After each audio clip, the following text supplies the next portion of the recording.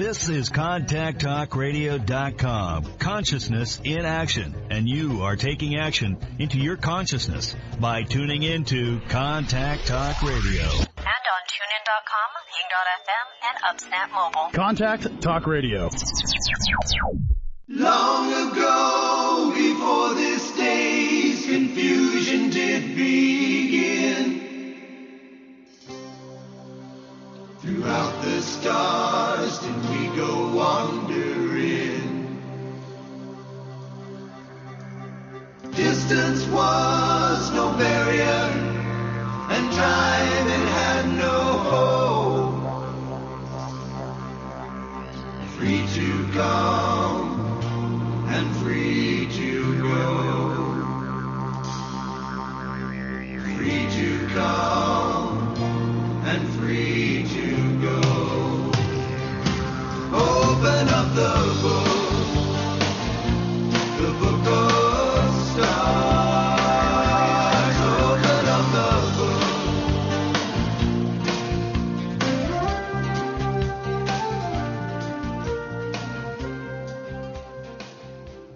Hello, everyone, and welcome to Karmic Evolution's Astrologically Speaking. I'm your host, SHERI Horn Hasan of Karmic Evolution Astrology, and I'm coming to you on March 31st, 2022 from Contact Talk Radio.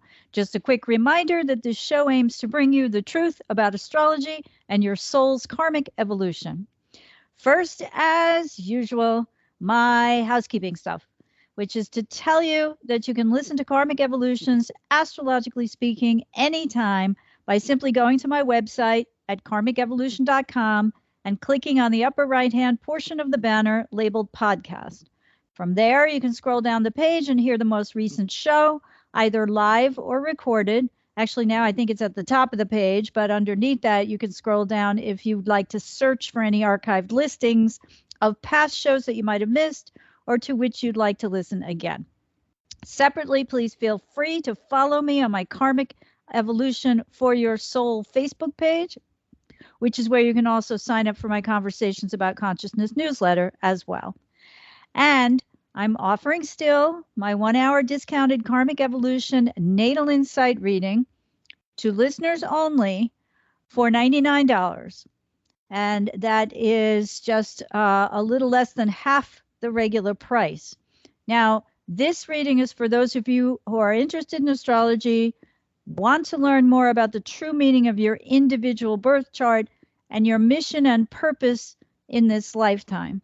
So essentially, this reading is of the blueprint or map that is given to us in the form of a snapshot of the exact position of the planets at the precise moment and location of your birth.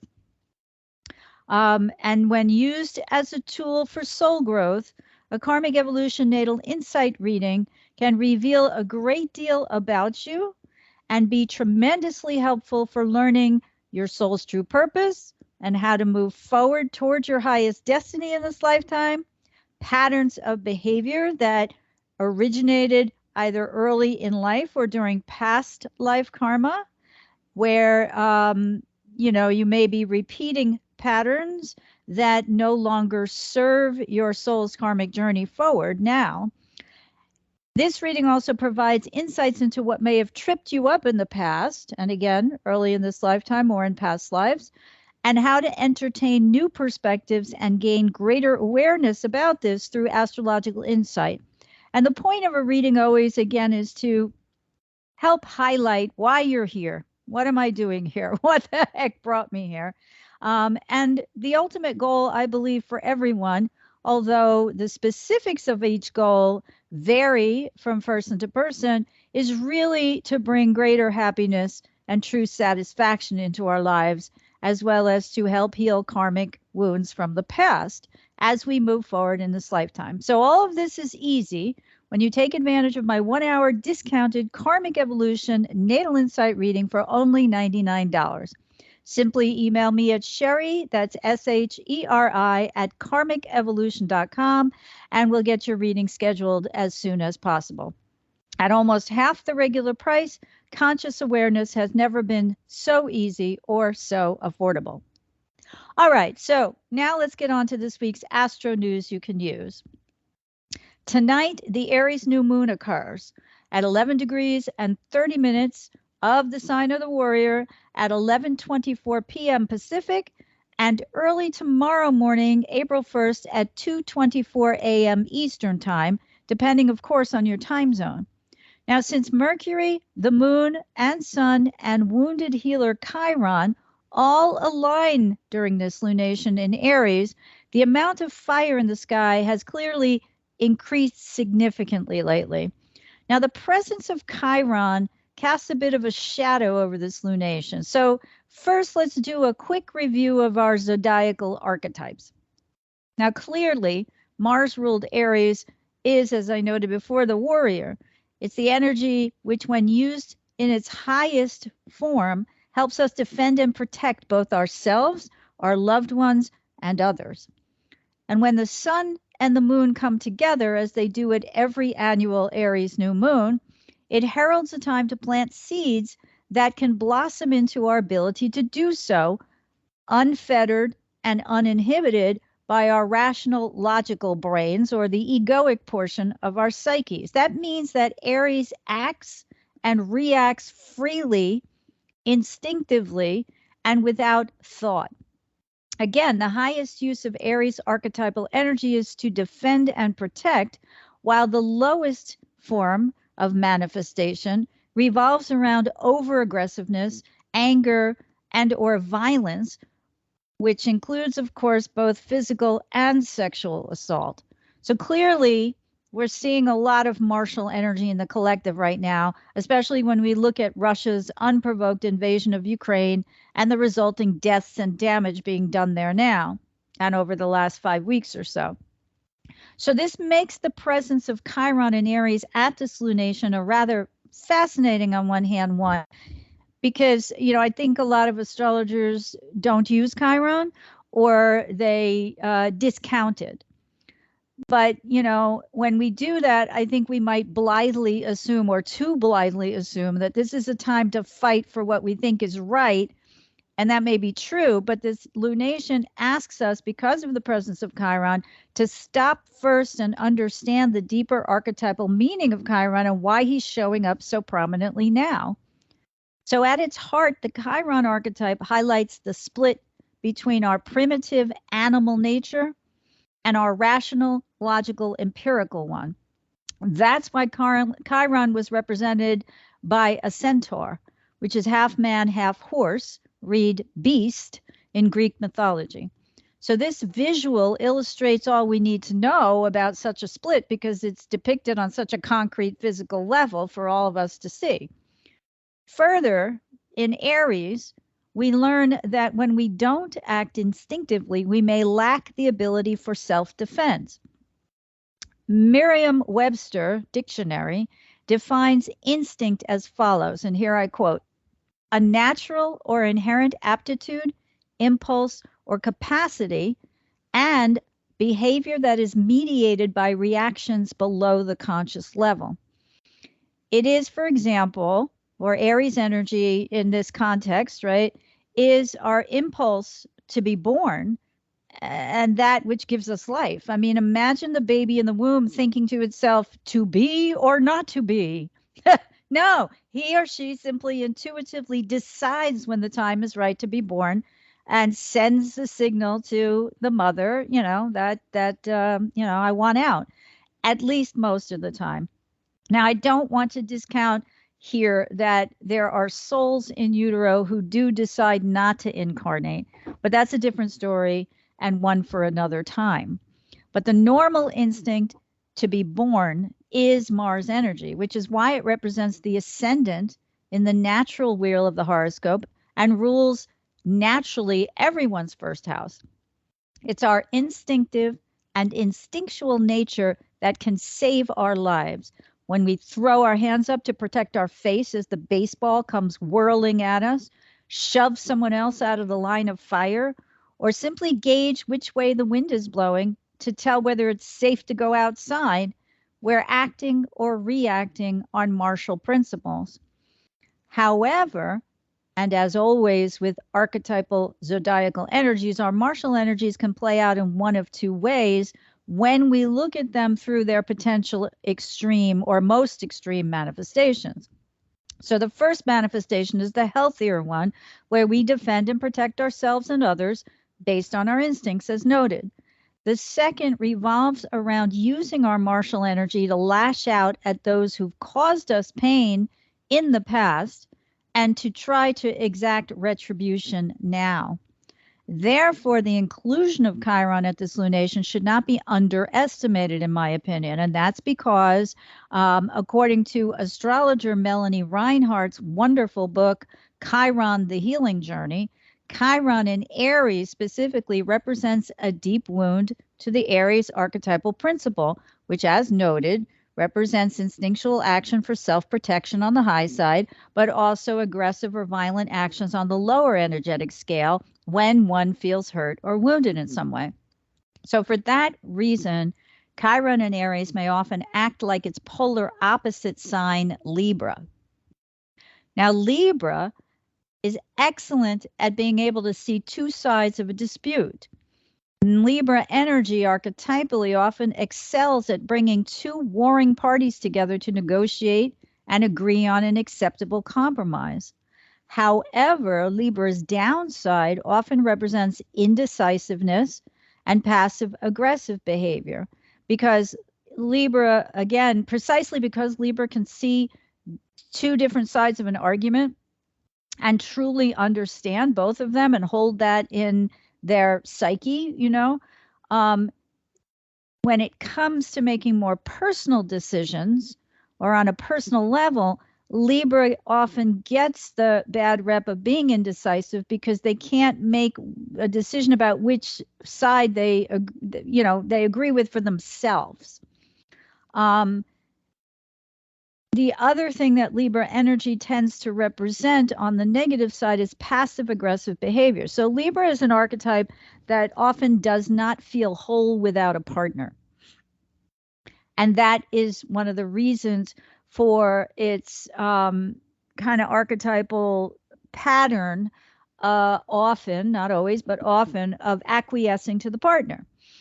So if you're always saying, okay, we'll do it your way, your way, your way, your way, and never saying, no, wait, this is what I want, we will find ourselves repressing our natural instinct to get what we want when we want it, which is the polar opposite of Libra, which is Mars, right?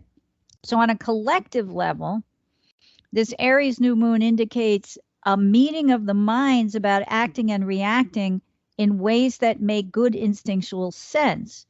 However, the reality is that it may reflect a reluctance to actually act on these agreements or the inability to do so out of fears about making the wrong choice. Again, Libra energy, stereotypically, archetypally, can acquiesce to the partner to the point, well, one of the reasons that Libra acquiesces to its partner so frequently is because it doesn't feel whole without a partner and it's afraid of alienating the partner. So if I become too demonstrative, too demanding, too Aryan, then the partner won't like me anymore and will either toss me aside or run away or disappear.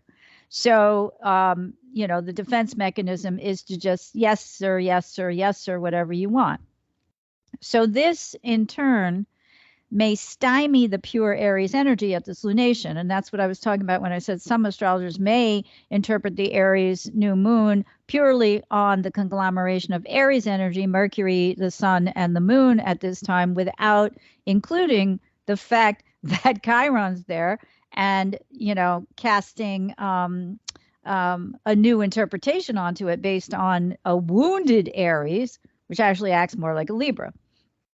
Right. So this, of course, can, when we look at the inclusion of Libra here, it can, because Chiron's in Aries, Aries is wounded, or the Aries principle is wounded and wants to act more like a Libra. This can cause a bit of hemming and hawing, particularly among groups that have aligned and particularly aligned for humanitarian causes, which is evidenced by the Venus-Saturn conjunction in Aquarius that occurred on March 28th, leading up to this lunation.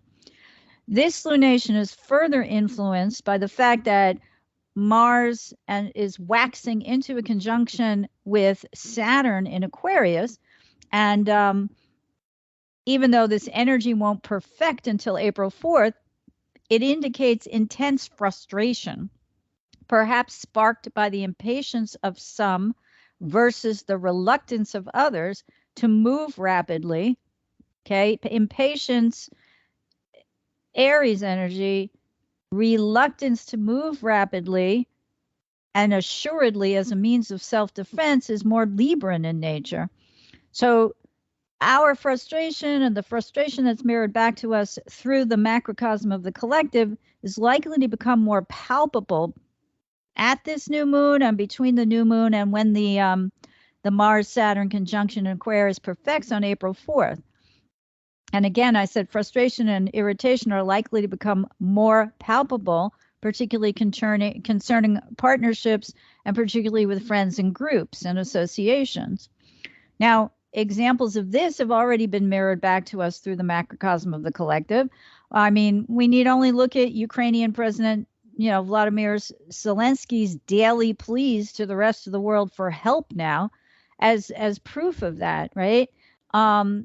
However, it's up to each of us to extrapolate the meaning of this energy as it affects us all personally through what we've seen thus far playing out on the world stage. Now, as always, Mars represents physical energy, while Saturn focuses on achieving a goal. So marshaling our energies now to do so makes sense. Work carefully, and this is between now and April 4th, or maybe the day after as it wanes, but work carefully, though, to avoid letting impatient Mars take the lead, which can result in accidents or other mishaps. Slow and steady wins the race, as they say, and heads up. Although Mars-Saturn may represent an explosive energy, again, due to Mars' impatient impulsivity,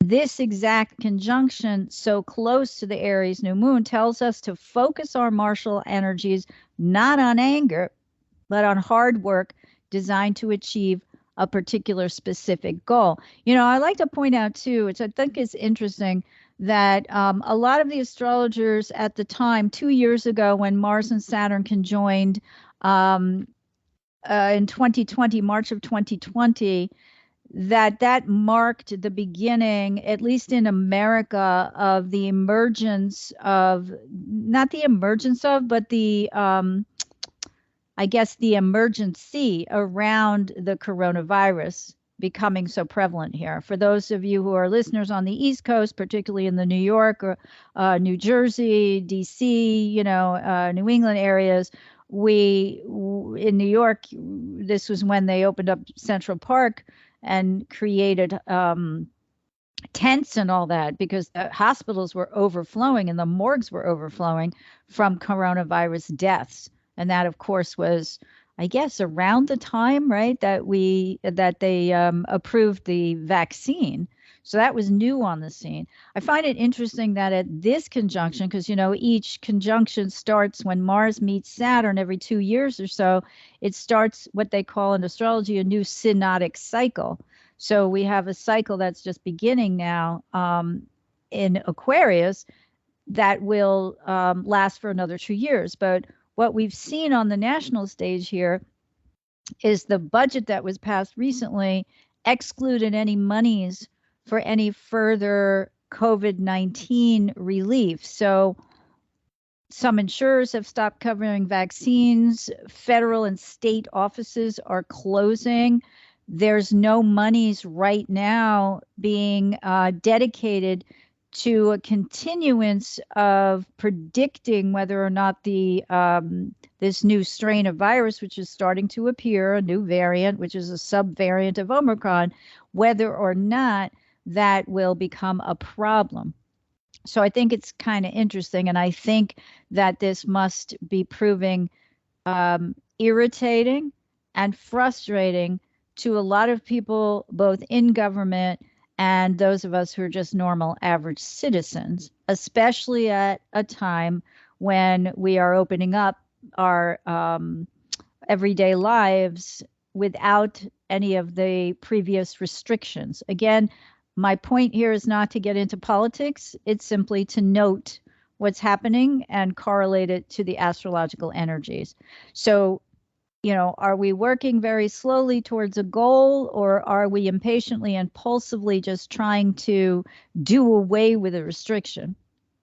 I do believe that they are working now. I did read, I think earlier today, that they are working in a bipartisan fashion in Congress to actually come up with a budget to reinstate some of the monies for these services related to COVID-19 that have, almost like overnight started to vanish. Now, back to Mars Saturn on a personal level, choosing a goal, right, or choosing to use our martial energies not to act impulsively out of frustration or anger, but to use it instead to focus on something that we want to accomplish, it will help us avoid this energy getting the better of us by sneaking up behind us to suddenly explode, and to use it instead to marshal our energy in a more disciplined way. And when we do that, we stand a far greater chance of being proud of our accomplishments in the end, rather than having to apologize for any angry, impetuous, unthinking actions or reactions we might have taken, and then feeling guilty about them later. So think of it this way: what can we learn about ourselves from any blow-ups or blowouts that do occur now, between now and especially this conjunction? At this time, all signs point to how deeply embedded past pain may have grabbed the steering wheel and driven us in the wrong karmic direction. If that's the case, Saturn's presence now may act as our wise mentor and teach us a new way for the future. Now, to get a little bit more general, the sun in psychological astrology always represents one's ego persona. It answers the question, who am I? So this Aries new moon, flanked by Mercury and Chiron, seems to imply that we can be proud of ourselves, our solar, creative, individual light, which is represented by the sun, and the sun is what we call exalted in Aries, which shines forth when we are free to be who we really are. So the sun in Aries is about feeling free enough to choose one's own path, follow one's own interests, create our own friendships, embrace our ability to forge our own way based on our own inherent, individual, divinely inspired gifts and talents. And yes, we all have them.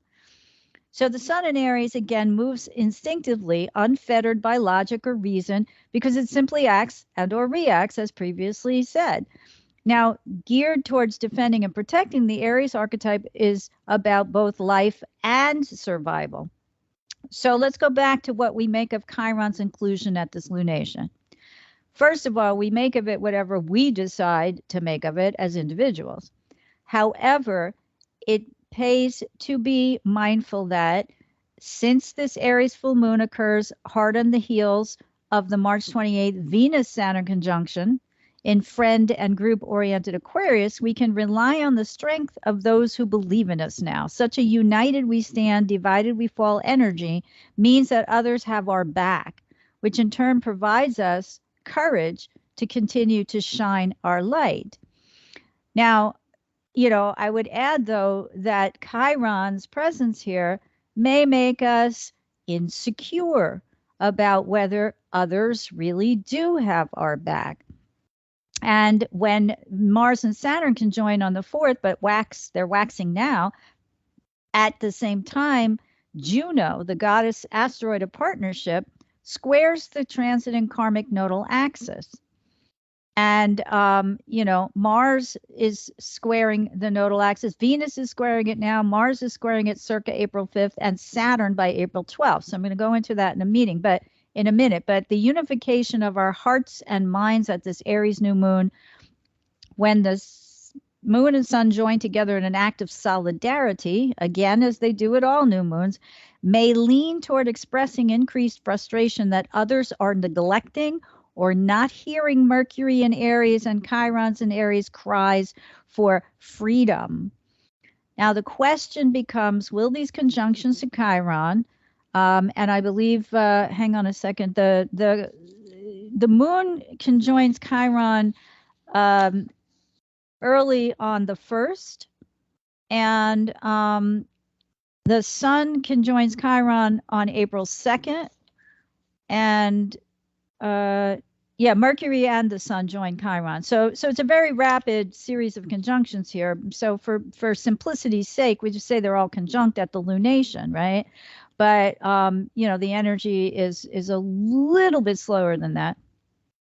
So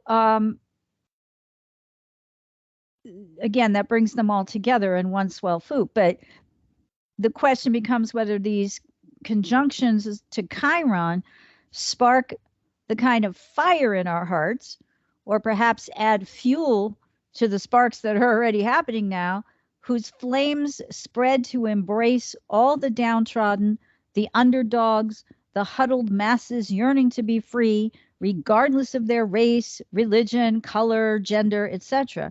Do we use the fire of the Aries new moon to burn out hate and prejudice, or allow it to stoke a rage for retribution of wrongs done to us in the past? As always, the choice is ours, and that's one of the fundamental archetypal meanings of Aries, having the freedom to choose.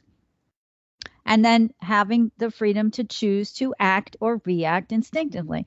Now, since Chiron represents the ability to recognize our wounds and then to begin to heal them, what this learned centaur has to offer us now at this lunation is the message that when we try to right that wrong by using our past woundedness to justify wounding others now, we simply perpetuate our own pain rather than healing it.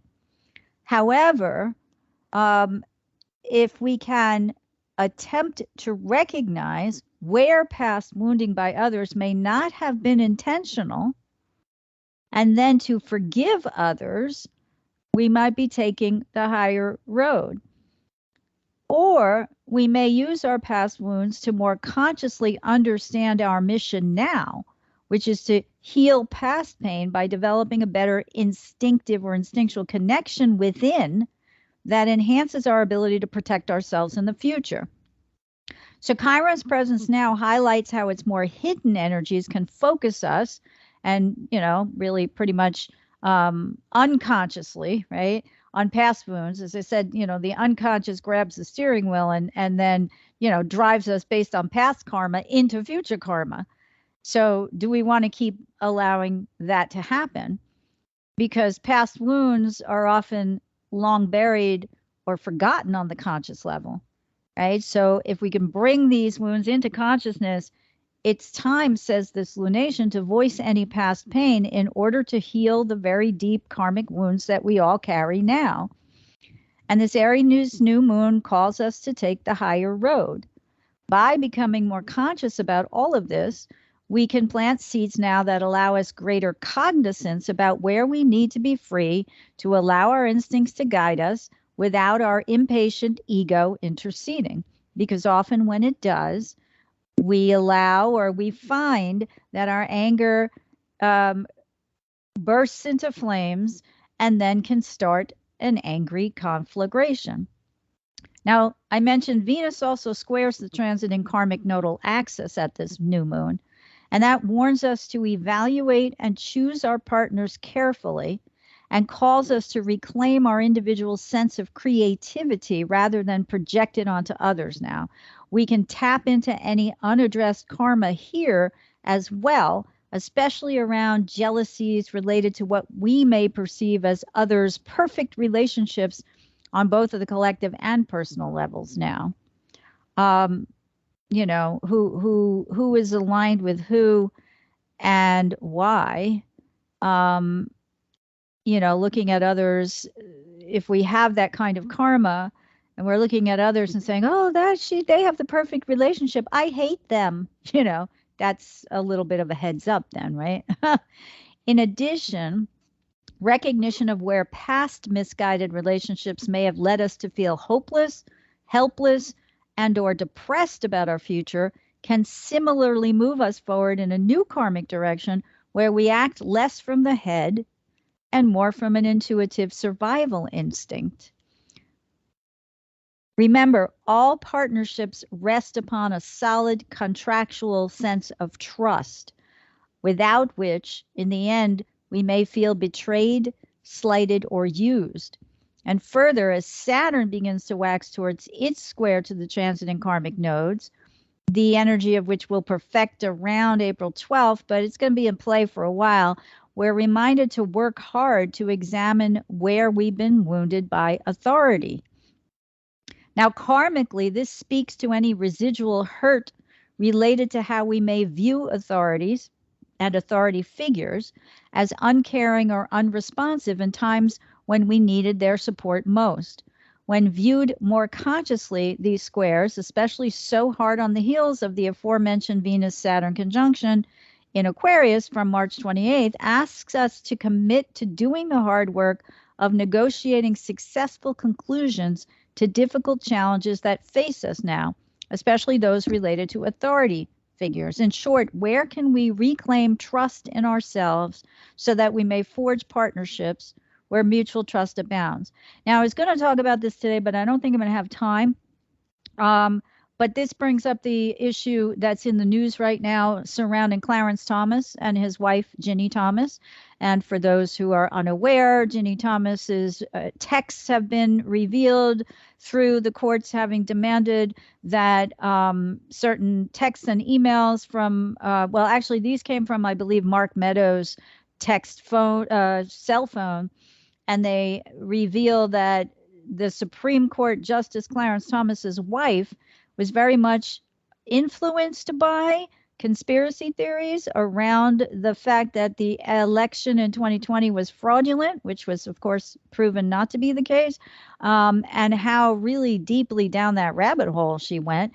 And the question then becomes, do we as citizens of this country, of which Clarence Thomas sits on the highest court in the land, trust him anymore? Okay, so I was going to go into the charts, and maybe I'll do that next week if we have time, and look at their chirons, because we have Clarence Thomas's time chart, although we don't have a definitive time for Ginny Thomas, but we'll get to that anon. So instead, I opted to talk about the recent brouhaha at the Academy Awards regarding Will Smith.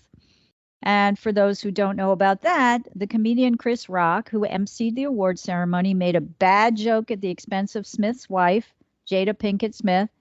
And Will Smith strode from his seat to the stage during the live ceremony, slapped Rock in the face. Remember, Aries energy represents the head. Returned to his seat and yelled at Rock twice, "Keep my wife's name out of your bleeping mouth." Yeah, some people would say it, and I would too, but I just go on instinct, so I'm not gonna. I'm a New Yorker. I could say that word very easily, but not today for whatever reason. So this became a subject of discussion on Facebook, Twitter, all the other social media platforms, the newspapers, the television stations, the cable news, where some condemned Will Smith and others defended him.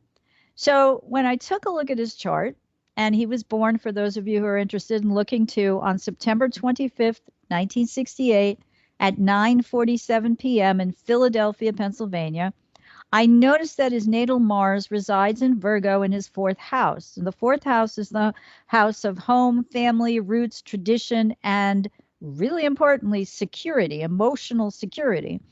So this is a sensitive house for Mars. And in psychological astrology, Mars in this house often represents that there was anger and sometimes violence in the home when we were young. Now, there is an alternative reading of this placement because I don't want anybody to jump to the conclusion and look at their chart and go, oh no, I have Mars in my fourth house. Does that mean there was violence? But I don't remember it. Is that it can represent a lot of activity, particularly physical activity in the house. So if you come from a family of athletes or perhaps a military family, that would also serve as a definition. However, since we know that Smith wrote in a published biography how helpless and intimidated he felt when his father physically abused his mother when he was young, we can pretty much clearly see how this Mars placement manifested, especially since wounded healer Chiron's in his 10th house, which I often interpret as the house of the mother, but which sits in the house opposite the 4th house, and the 10th and 4th house axis represent the parental structure. And hang on a second, Chiron is in Aries. I don't know if I said that, but which is interesting. He had his Aries return a little while ago when Chiron first went into Aries somewhere after the spring of 2018. But what I'm trying to get at here is he's got Mars opposite he's got Chiron in Aries in his 10th house opposite his Libra Sun and South Node conjunction in the 4th house. And the Chiron is conjoined to his natal Aries North Node and the dwarf planet Eris, who's the goddess of chaos and discord in Aries. So occurring so close to this Aries new moon, which perfects today and tomorrow at 11 degrees and 30 minutes of Aries, that's almost smack on his natal 11 degree 49 minute Eris, and it triggers that Mars Chiron opposition. So we can see what heavenly energies lay behind Smith's inability to control his impulse toward physical violence. Now, I'm going to say this again. I'm not here to pass judgment, simply to point out that here's a guy whose chart illustrates where some of his past wounding lies and to pair it to his actions. Now, such actions, including his follow-up apology to Chris Rock, show us how he acted not solely on the present insult from Chris Rock, but rather from his deeply buried sense of woundedness at not being able to defend and protect his mother from his father way back when. So again, this Aries new moon lunation highlights for us all through these events or these kinds of events in the collective, how our actions and reactions, instinct without thought, remember, may cause us to act on old wounds that are being triggered now. So I'd point out here too that since Will Smith's South Node is in Libra, he's here to move karmically towards his Aries North Node in terms of being able to express himself freely. All that stuff I said about Libra before is, and he's got Chiron and Aries. So Chiron and Aries is a wound to the Aries principle that means he can act more like a Libra, which is what he was forced to do, is circumstantial. Nobody's going to blame him for this, right? His father is beating up his mother, and he's sitting there at 7 years old, and he's unable to do anything. What can he do, right?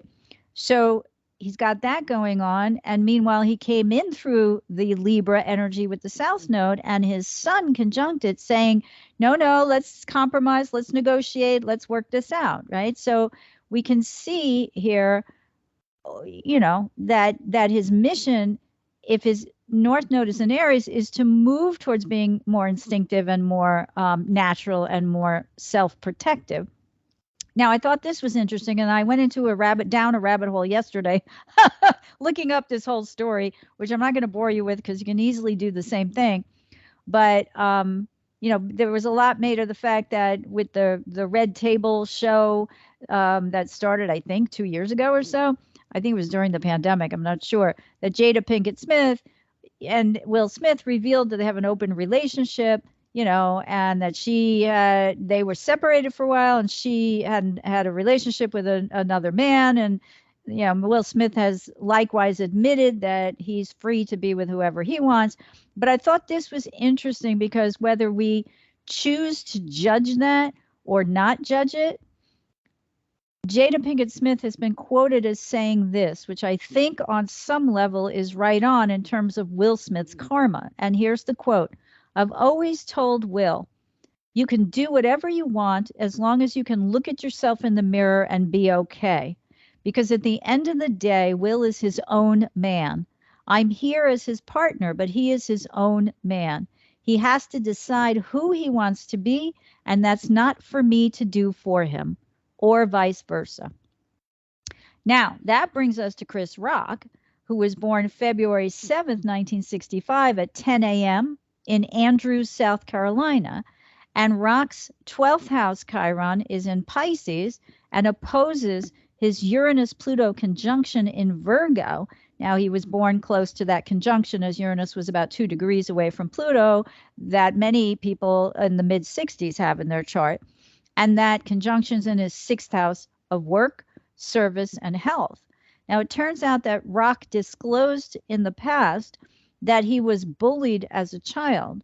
And since his Uranus-Pluto conjunction lies not that far from his Pluto in Virgo in the same house, and I'm going to say yes, I think the Uranus is at 13 and the Pluto at, hang on a second, I'll tell you in a sec. Nope, wrong chart. Hold on. I know I have it here. Let me pull it up because I want to be accurate. I do love my accuracy, or my attempts at accuracy. Let's put it that way.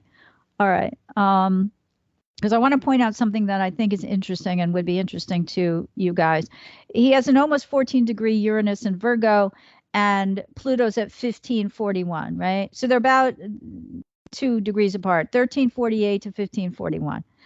And Mars lies in the same house and the same sign, but at 2726. So there's hardly any astrologer that's going to look at the Uranus, Pluto, Mars and say they're conjoined. Okay. But in psychological astrology, we do use very wide orbs. And I always say that if it's in the life, it's got to be in the chart.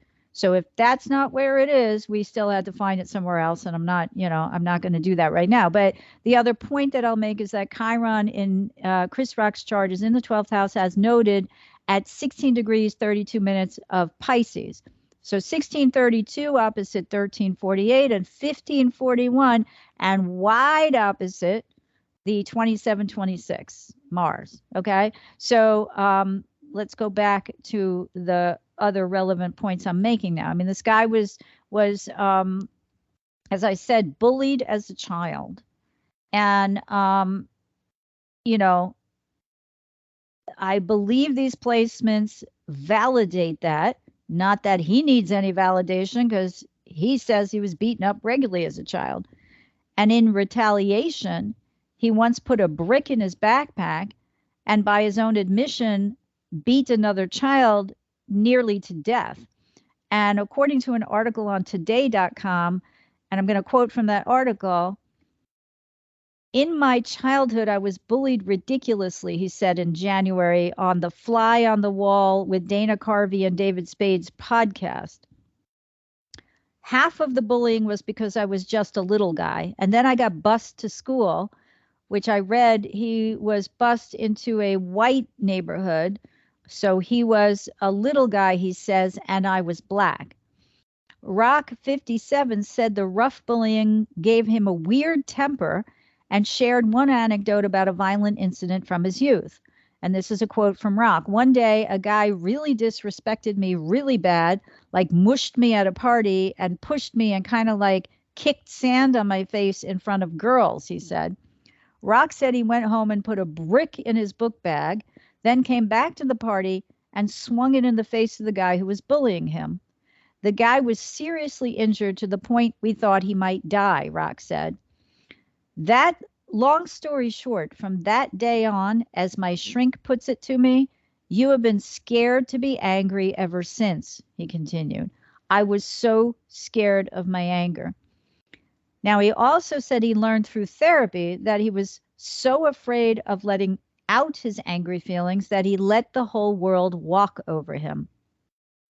So we have two people here who, as astrologer Michael Luton once said, were brought together at the same place and the same time through circumstances beyond the control of each. And in short, Luton's talking about how astrological energies can bring both the victim and the perpetrator together in ways that have greater meaning than simply seeming arbitrary. The point here is that on some level, this altercation between Smith and Chris Rock, in terms of the fact that they were at the same place at the same time, was no accident. Now, you can call it fate if you want, but I think that carries a bit of a too restrictive energy. I mean, free will is always available to us, and free will is illustrated by the choices we make based on our actions and reactions to people and circumstances that surround us. Now, Rock has yet to respond to Smith's apology, saying he's, quote, still processing the incident, making it even more interesting to note that his 11th house Aquarius sun is in a T-square to Jupiter opposite Neptune, which, you know, anything in the 11th house, and particularly in Aquarius, and particularly a luminary like the sun, Aquarius is often a trauma signature, at least the way that we in evolutionary astrology interpret it. So Chris Rock's 11th house Aquarius sun in a T-square to Jupiter opposite Neptune indicates potential karmic trauma to which his Aries ascendant and first house Aries moon either did or didn't react, as his story illustrates.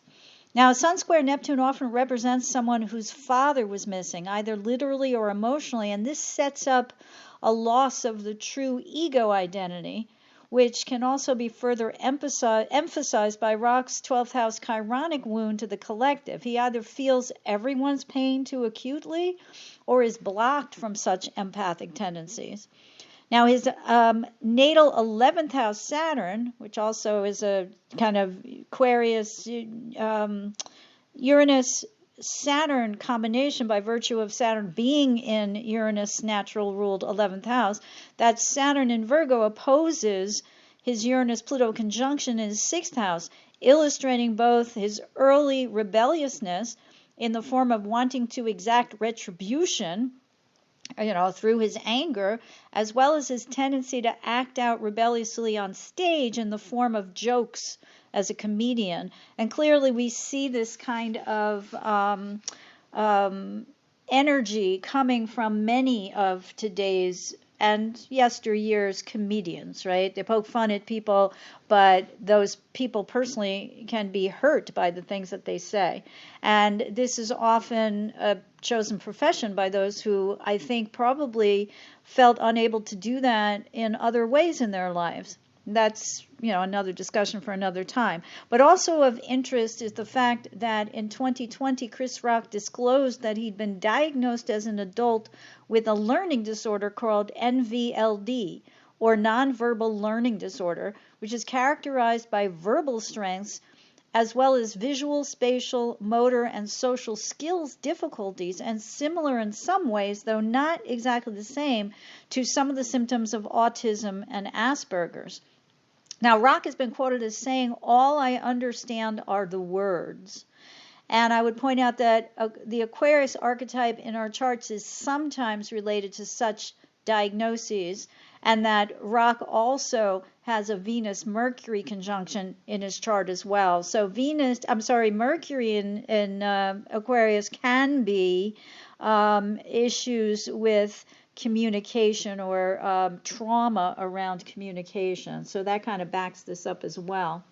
What's clear here, however, is how both of these men were triggered by past wounding related to the Mars principle, which may in turn explain why Smith lashed out so impulsively and physically, and also why Rock did not retaliate in kind, as per each of their past stories. And this in turn highlights how we might all learn the lessons that our present actions, reactions, or lack thereof might actually stem from our past or our past wounds, but be inappropriate behavior to our present life. And that, in a nutshell, is how I see the deeper meaning and greater teaching of this current Aries new moon. Now is the time to plant seeds that allow us to go deep into our psyche's past and to choose how we want to move forward. by acting consciously or unconsciously. And it's my hope that both Smith and Rock find their way to such understandings now, and that they continue to heal from their past wounds in the future. Okay, so let's get back to what's coming up astrologically and some of the recent events that express these energies. Now, Venus enters empathic but often gullible Pisces on April 5th, where she'll stay until May 2nd. Empathy, compassion, and sensitivity comes to the forefront even more in relationships now, especially as we head toward the Jupiter-Neptune conjunction in Pisces on April 12th. And we note that Venus will meet Neptune exact on April 27th and conjoin Jupiter exact on April 30th, which happens to be the same day as the new moon solar eclipse. So we're starting to see some of the effects of the upcoming Jupiter-Neptune conjunction now, I believe, as Jupiter represents expansion and Neptune the kind of collective energy that just feels or knows that we're each part or all part of a greater emotional reservoir of feeling. In short, there but for the grace of God go I is the perfect way to explain both Neptune and Piscean energies.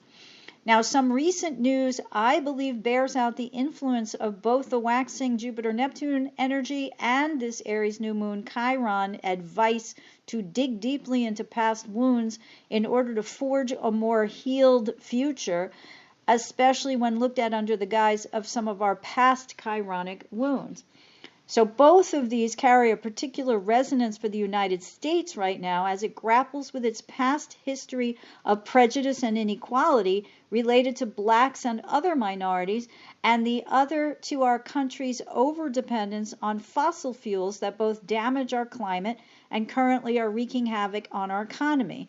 So these events include on March 29th, President Joe Biden signed a bill into law that makes lynching a federal hate crime, acknowledging how racial violence has left a lasting scar on the nation and asserting that these crimes are not a relic of a bygone era.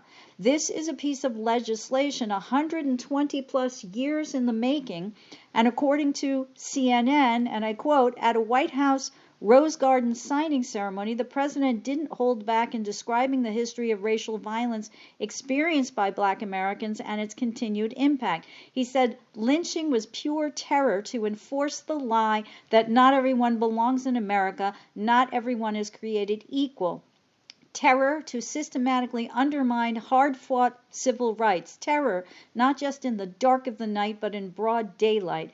Innocent men, women, and children hung by nooses in trees, bodies burned and drowned and castrated. Their crimes? Trying to vote, trying to go to school, trying to own a business or preach the gospel. False accusations of murder, arson, and robbery. Simply being black, he said.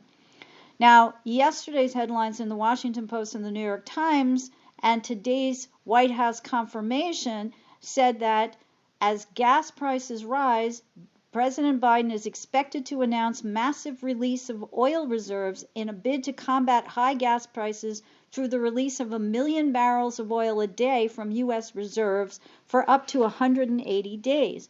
It's interesting that many of us astrologers were taught that Neptune represents gas and that, I've mentioned before, and so did he, my oftentimes guest Mitchell Lewis has noted that it's Pluto's domain and not Neptune's. But I think here we might validate that they do indeed share rulership, especially since mythologically Neptune is the god of the seas, and much of the gas that's pumped is done via offshore oil rigs that drill deep down underneath the ocean floor. We also have the aforementioned expansion of the lack of clarity at the least and distrust at the worst, which I attribute to Neptune, in Clarence Thomas, a member of the highest court in the land, Jupiter, and his impartiality in the cases that he is involved in. At the same time, we've learned through the U.S. House January 6th committee that they've expanded referrals of contempt of Congress and its subpoenas to the Department of Justice for both Peter Navarro and Dan Scavino, both members of the Trump administration, when it tried to impede the electoral vote counting of a free and fair election in Congress on January 6th. And in addition, according to Barron's, Federal Judge David Carter the other day ruled that former U.S. President Donald Trump, quote, more likely than not engaged in criminal conduct with his efforts to overturn the results of the 2020 presidential election. He leveled the explosive accusation in a ruling dealing with subpoenas issued by a congressional committee investigating the January 6, 2021 attack on the Capitol by Trump supporters. And on top of this, we learned that 7.5 hours of telephone communication logs are missing from the White House from January 6th, leaving no trace of who Donald Trump spoke to that day during the Capitol riots. So such a disappearance or confusion over the whereabouts of official White House communications of the president can be attributed to the waxing Jupiter-Neptune energy now, in my opinion, which leaves us needing to complete the picture, as Representative Adam Schiff noted the other day about Trump's conversations during that time period. Interesting to note that Jupiter represents the big picture or overall pattern, right? Okay, there's more, always so much more, but I'll leave it there for now and thank everyone for joining me today. I hope you found the information presented here helpful as you continue your karmic evolution in this lifetime. Please be sure to join me next week, April 7th, for another episode of Karmic Evolutions, Astrologically Speaking. Until then, may your journey be filled with karmic healing and the joy of greater consciousness. Namaste. Long ago, before this day's confusion did begin, throughout the stars did we go wandering. Distance was no barrier, and time it had no hope. Free to come and free to go. Free to come and free to go. Open up the book.